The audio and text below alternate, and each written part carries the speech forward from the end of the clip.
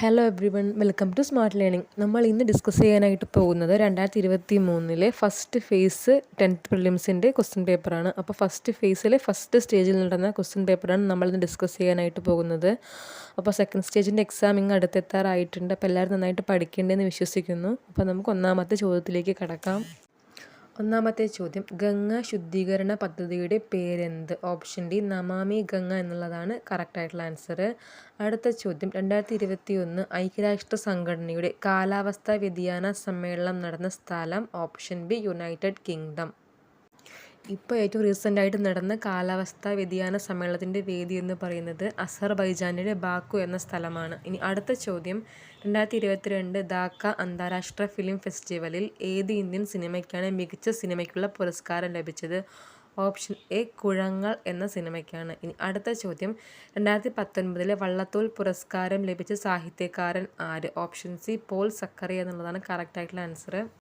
അതിന് ശേഷമുള്ള ഇയറിലുള്ള അവാർഡൊന്നും ഇതുവരെ അനൗൺസ് ചെയ്തിട്ടില്ല. ഇനി അടുത്ത ചോദ്യം, 2021-22 കേന്ദ്ര ബഡ്ജറ്റ് അവതരിപ്പിച്ച ധനമന്ത്രി ആര്? Option B Nirmala Sitharaman. 2023 നടന്ന ക്വസ്റ്റ്യൻ പേപ്പർ ആയതുകൊണ്ട് 2021-22 കറണ്ട് അഫെയർ ഈ ചോദ്യ പേപ്പറിൽ നിറയെ കാണാനുണ്ട്.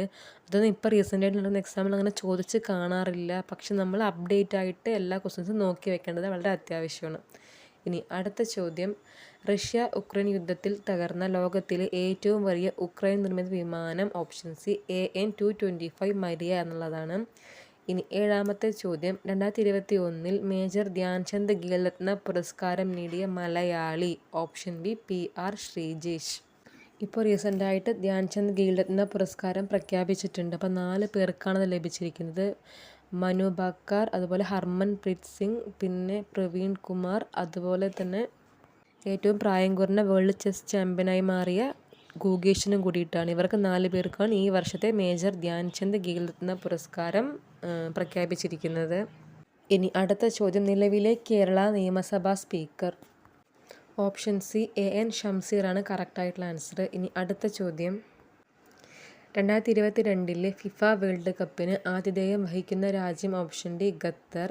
നിലവിലെ Kerala Lokayukta chairman? Option B Cyriac Joseph.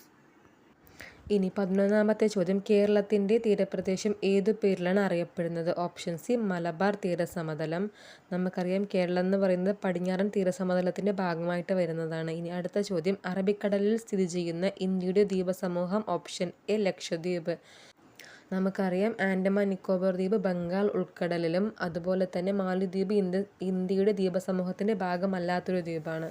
ഇനി ബാരൻ ദ്വീപ് എന്ന് പറയുന്നത് ആൻഡമാൻ നിക്കോബാറിലുള്ള ഒരു അഗ്നിപർവ്വതത്തിൻ്റെ പേരാണെന്ന് നമുക്കറിയാം. ഇനി അടുത്ത ചോദ്യം, വടക്കേ ഇന്ത്യ തെക്കേ ഇന്ത്യ എന്നിങ്ങനെ ഇന്ത്യയെ രണ്ടായി വേർതിരിക്കുന്ന അക്ഷാംശ രേഖ? ഓപ്ഷൻ ബി ഉത്തരായന രേഖ. 23.5 ഡിഗ്രി നോർത്ത് ഉത്തരായന രേഖയാണ് ഇന്ത്യയെ വടക്കേ ഇന്ത്യ തെക്കേ ഇന്ത്യ എന്നിങ്ങനെ രണ്ടായി വേർതിരിക്കുന്നത്. ഇനി അടുത്ത ചോദ്യം, ഇന്ത്യയെ ശ്രീലങ്കയിൽ നിന്ന് വേർതിരിക്കുന്ന സമുദ്രഭാഗം ഏത്? ഓപ്ഷൻ ഡി മാന്നാർ കടലിടുക്കാണ് ശരിയായിട്ടുള്ള ഉത്തരം.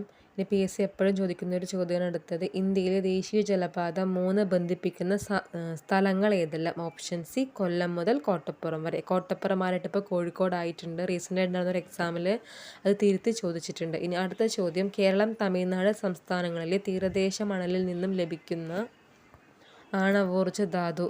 അപ്പോൾ തീരദേശ മണലിൽ നിന്നും ലഭിക്കുന്ന ആണവോർജ ധാതു എന്ന് പറയുന്നത് തോറിയമാണല്ലേ? ഓപ്ഷൻ ബി തോറിയമാണ് കറക്റ്റായിട്ടുള്ള ആൻസർ. ഇനി അടുത്ത ചോദ്യം, ഇന്ത്യയിലെ ഏറ്റവും വലിയ എണ്ണപ്പാടം? ഓപ്ഷൻ ഡി മുംബൈ ഹൈ ആണ് ശരിയായിട്ടുള്ള ഉത്തരം. കൃഷിയും അനുബന്ധ പ്രവർത്തനങ്ങളും ഉൾപ്പെടുന്ന സാമ്പത്തിക പ്രവർത്തന മേഖല എന്നറിയപ്പെടുന്നത്? ഓപ്ഷൻ ഡി പ്രാഥമിക മേഖല. കൃഷിയൊക്കെ ഉൾപ്പെടുന്നത് പ്രാഥമിക മേഖലയാണ്. അതുപോലെ ഖനനം അങ്ങനെയുള്ള മത്സ്യബന്ധനമൊക്കെ പ്രാഥമിക മേഖലയിലാണ് ഉൾപ്പെടുന്നത്. ഇനി അടുത്ത ചോദ്യം, ഇന്ത്യയിലെ ആദ്യത്തെ റോക്കറ്റ് വിക്ഷേപണ കേന്ദ്രം? ഓപ്ഷൻ സി തുമ്പ. കേരളത്തിലെ തുമ്പയാണ്. ഇനി അടുത്തത്, ഇന്ത്യയിലെ ഏറ്റവും വലിയ പൊതുമേഖലാ സംരംഭം? Option B Indian railway. ഇനി 21ാമത്തെ ചോദ്യം, വന്ദേമാതരം എന്ന രാഷ്ട്രഗീതം 1882 ബംഗാളി നോവലിസ്റ്റായ ബങ്കിം ചന്ദ്ര ചാറ്റർജി എഴുതിയ ഒരു നോവലിൽ നിന്ന് എടുത്തിട്ടുള്ളതാണ്. ഏതാണ് ആ നോവൽ? ഓപ്ഷൻ ഡി ആനന്ദമഠം ആണ് കറക്റ്റായിട്ടുള്ള ആൻസർ.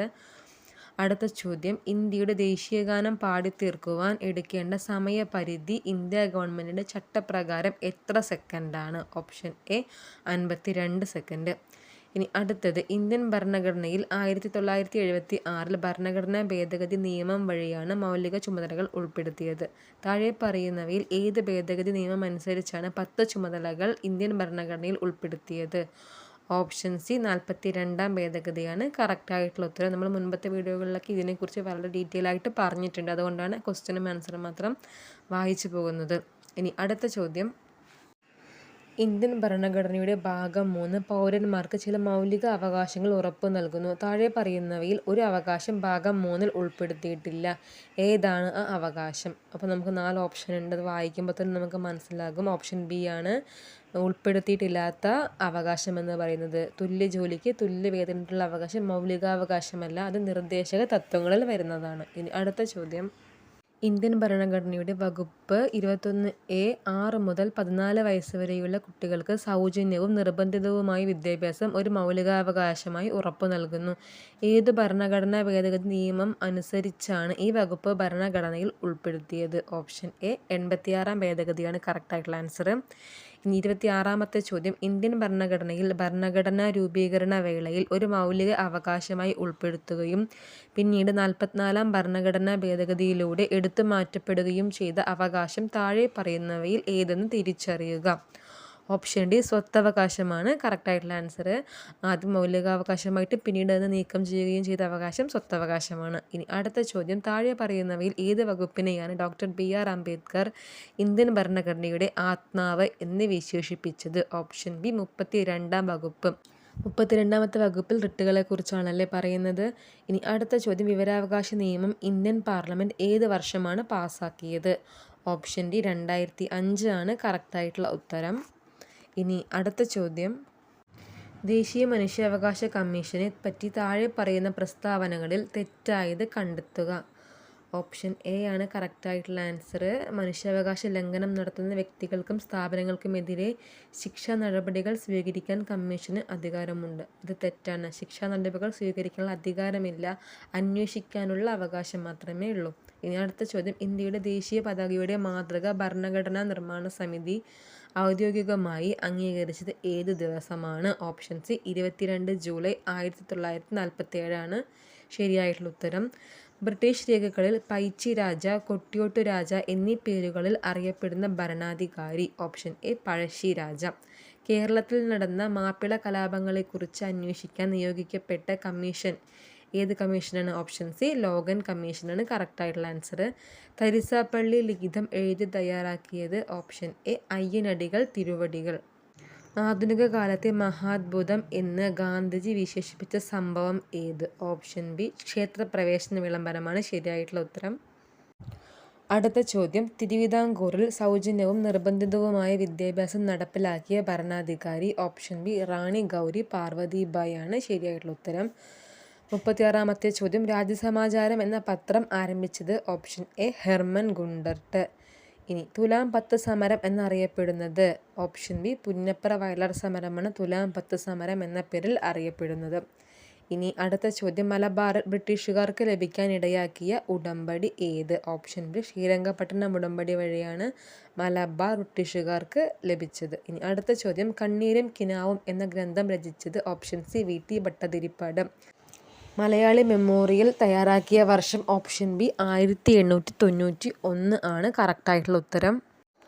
ക്രിക്കറ്റ് ഇതിഹാസമായിരുന്ന ഷെയ്ൻ വോണിൻ്റെ ജന്മസ്ഥലം ഏത്? Option C Australia. ഇനി പിങ് പോങ് എന്നറിയപ്പെടുന്ന കായിക ഇനം ഏത്? ഓപ്ഷൻ ബി ടേബിൾ ടെന്നീസാണ് പിങ് പോങ് എന്ന പേരിൽ അറിയപ്പെടുന്ന കായിക ഇനം. ഇനി 43-ാമത്തെ ചോദ്യം, ഹോക്കി കളിയിലെ മാന്ത്രികൻ എന്നറിയപ്പെടുന്ന കായിക താരം? Option A Dhyan Chand. പൂക്കോട്ട് തടാകം സ്ഥിതി ചെയ്യുന്ന ജില്ല? Option C Wayanad. പാലക്കാട് ജില്ലയിലെ നിത്യഹരിതവനം എന്നറിയപ്പെടുന്നത്? ഓപ്ഷൻ ബി സൈലന്റ് വാലിയാണ്. ഇനി കേരളത്തിലെ നാടുകളെക്കുറിച്ച് വിവരങ്ങൾ ലഭിക്കുന്നത് ഏത് ലിഖിതത്തിൽ നിന്നാണെന്നാണ് ചോദ്യം. ഓപ്ഷൻ സി വട്ടെഴുത്ത് ലിഖിതമാണ് കറക്റ്റായിട്ടുള്ള ആൻസർ. ഇനി കേരളത്തിലെ ഏറ്റവും വലിയ ഭൂഗർഭ ജലവൈദ്യുത നിലയം? Option D Moolamattom. ഇനി പ്രാചീന കാലത്ത് ചൂർണി എന്നറിയപ്പെട്ടിരുന്ന നദി ഏത്? ഓപ്ഷൻ ബി പെരിയാർ ആണ് ചൂർണി എന്ന് പ്രാചീന കാലത്ത് അറിയപ്പെട്ടിരുന്ന നദി. ഇനി 5 തിണൈകളിൽ നെയ്തൽ എന്തിനെയാണ് സൂചിപ്പിക്കുന്നത്? ഓപ്ഷൻ ഡി കടൽ തീരം.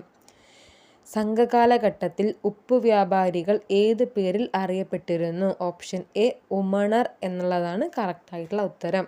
ഇനി അടുത്ത ചോദ്യം. ഒരു ദിവസം നമ്മുടെ വായിൽ വീഴാൻ പോകുന്ന ചെറി എന്ന് അവധിനെ വിശേഷിപ്പിച്ചത് ആര്? ഓപ്ഷൻ ബി ഡൽഹൗസി പ്രഭു. ഗാന്ധിജി അധ്യക്ഷ പദവി അലങ്കരിച്ച കോൺഗ്രസ് സമ്മേളനം നടന്ന സ്ഥലം? Option B Belgaum. ഇനി ഇന്ത്യ വിൻസ് ഫ്രീഡം എന്ന ഗ്രന്ഥം രചിച്ചത് മൗലാന അബ്ദുൽ കലാം ആസാദാണ്. ഓപ്ഷൻ എ ആണ് കറക്റ്റായിട്ടുള്ള ആൻസർ. ഗാന്ധിജിയുടെ പ്രവർത്തിക്കുക അല്ലെങ്കിൽ മരിക്കുക എന്ന മുദ്രാവാക്യം ഏത് സമരവുമായി ബന്ധപ്പെട്ടതാണ്? ഓപ്ഷൻ ബി ക്വിറ്റ് ഇന്ത്യ സമരം.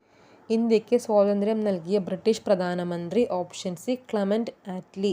ഇനി സന്താളർ അധിവസിച്ചിരുന്ന ഭൂമി അറിയപ്പെടുന്ന പേരെന്താണെന്നാണ് അടുത്ത ചോദ്യം. ദാമിൻ ഇ കോഹ് എന്നുള്ളതാണ് ഭൂമി അറിയപ്പെട്ടിരുന്ന പേര്. ഇനി ഇന്ത്യയിൽ ബ്രിട്ടീഷ് സാമ്രാജ്യത്തിന് അടിത്തറ പാകിയ യുദ്ധം ഏത്? ഓപ്ഷൻ ബി പ്ലാസി യുദ്ധമാണ് കറക്റ്റായിട്ടുള്ള ഉത്തരം.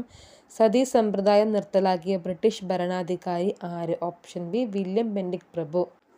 അടുത്ത ചോദ്യം. സെർവൻസ് ഓഫ് ഇന്ത്യ സൊസൈറ്റി സ്ഥാപിച്ചത് ആര് എന്നുള്ളതാണ്. ഓപ്ഷൻ ബി ആണ് കറക്റ്റായിട്ടുള്ള ആൻസർ. ഗോപാലകൃഷ്ണ ഗോഖലെ. ഇനി അവസാനത്തെ ചോദ്യം. ഭാരതത്തിൻ്റെ ഉരുക്കു മനുഷ്യൻ എന്നറിയപ്പെടുന്നത്? എല്ലാവർക്കും അറിയുന്ന ചോദ്യമാണ്. ഓപ്ഷൻ എ സർദാർ വല്ലഭായ് പട്ടേലാണ് കറക്റ്റായിട്ടുള്ള ആൻസർ. അപ്പോൾ ഈ ചോദ്യത്തോടു കൂടി ഈ സെക്ഷനിലെ ഫസ്റ്റ് സ്റ്റേജ് ക്വസ്റ്റ്യൻ പേപ്പറിൽ GK ചോദ്യങ്ങളെല്ലാം നമ്മൾ കവർ ചെയ്തിരിക്കുകയാണ്. ഇനി അടുത്ത വീഡിയോയിൽ അടുത്ത സ്റ്റേജിൽ ക്വസ്റ്റ്യൻ പേപ്പറുമായിട്ട് നമുക്ക് വീണ്ടും കാണാം.